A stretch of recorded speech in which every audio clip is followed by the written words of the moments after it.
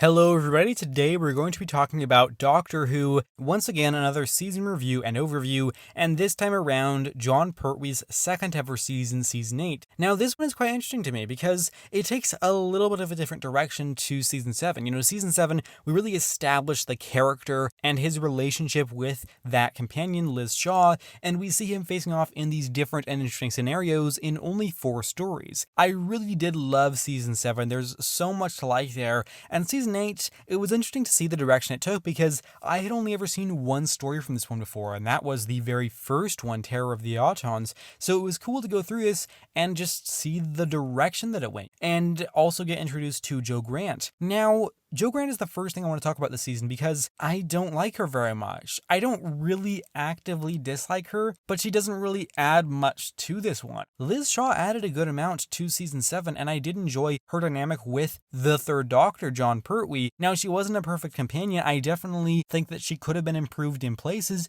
but I really did like her. And here, Jo Grant, she gets left behind even more than Liz Shaw did, and she doesn't add very much. And I'm sorry to compare her to Liz so much, but that character added a decent amount. She was smart, she was capable, and though she was left out of some stories and places, she definitely was very useful in that season and also had good chemistry with the Doctor, which is very important. But this season, the Doctor's a bit more bitter after Liz Shaw leaves and being forced to have Jo Grant as his assistant. I get why he's more hostile this time around, but it's also just not as enjoyable as it was last season, and it doesn't make for a particularly interesting dynamic. There are hopes, glimmers here and there of something that might be good, but to be honest, throughout this whole thing, she just added very little for me, and I'm going to talk more about her when I discuss Seasons 9 and Season 10, but here, she just really didn't add very much. Now, in terms of Jon Pertwee's Doctor, because he doesn't have such a great companion to bounce off of, unfortunately, he does suffer a little bit. He's not bad in here, I still really like him, but I do think I preferred him with Liz Shaw because, they had some fun together, they had a good dynamic, a good rapport, and I like that. But here, Jo Grant is there, and that does kind of lesser the quality of this season. Now, don't get me wrong, I like this one on the whole, but I do think that Jon Pertwee suffered a little bit from having a companion that just didn't quite work with him, at least as far as this season is concerned. And this one also introduced us to the character of the Master, who we did see a lot this time around. Honestly, just a little too much. I really like that character, and I think Roger Delgado does a fantastic job of portraying him,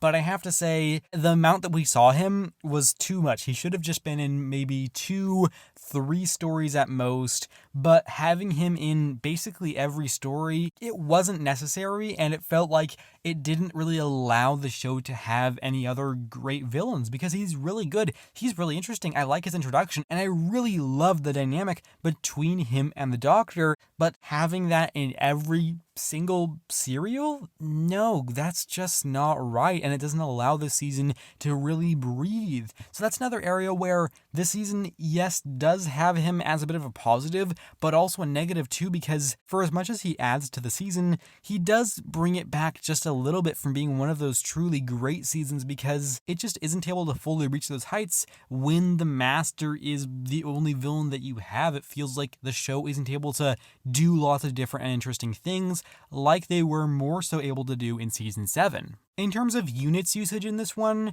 I mean, they're fine. I get that they are needed for certain stories, but at a certain point, you do want to see a little less of them, and that's why I'm glad that Colony in Space did at least not have as much unit, and the Brigadier, even though that was actually my least favorite story of the entire season. So I get why they're in this so much, but I would like to see more of the show without them, where they just play a little bit even more of a supporting role and are just in maybe a couple stories a season. But I get when the Doctor is limited to being on Earth for most of it, you are naturally going to have the Defenders of Earth being in a lot of that season, so it does make sense, but I just wish we gotten a little bit less of them. But on the whole, they're fine.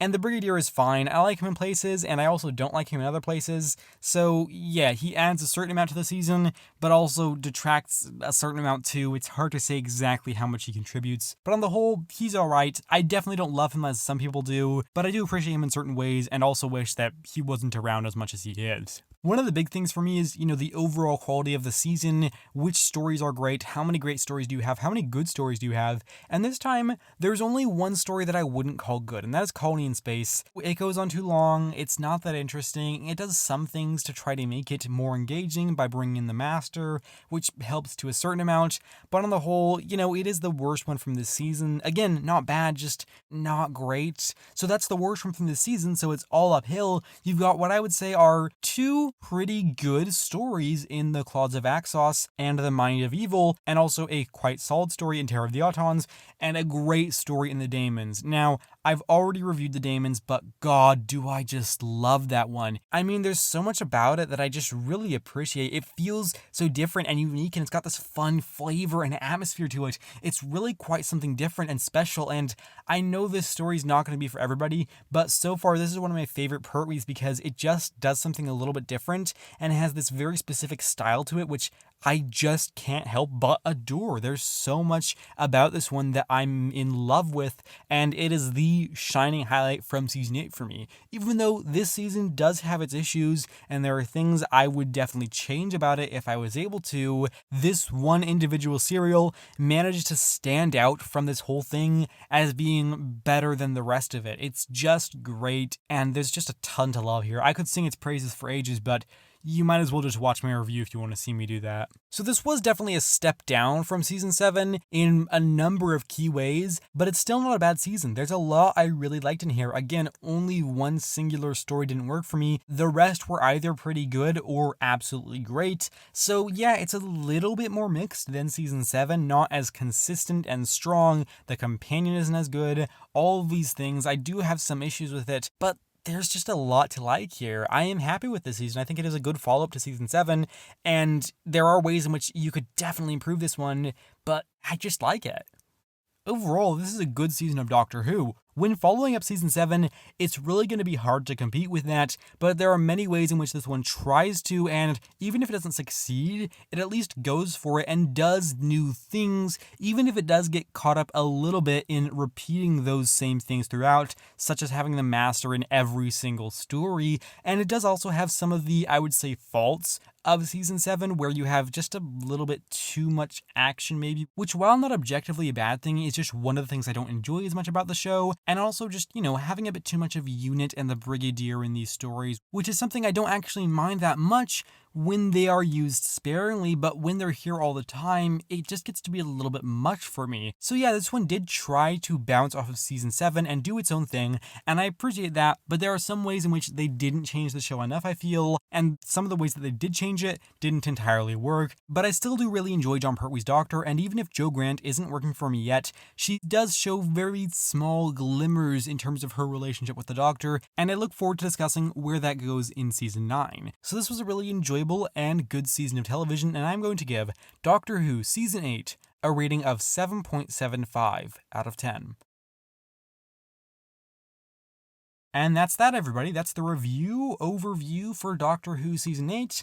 Obviously, I enjoyed it. Be sure to let me know what you think about this one down below. I'm expecting there's not going to be many people that prefer it to Season 7, but if you do, definitely tell me about that and why. If you feel like doing so, don't feel any sort of obligation. And with that said, I do hope to see you around this upcoming Sunday for a ranking of this season, and if not, again, absolutely fine, so long as you know that I appreciate your time here today. And with that said, thank you very much for watching, take care, and have a lovely week.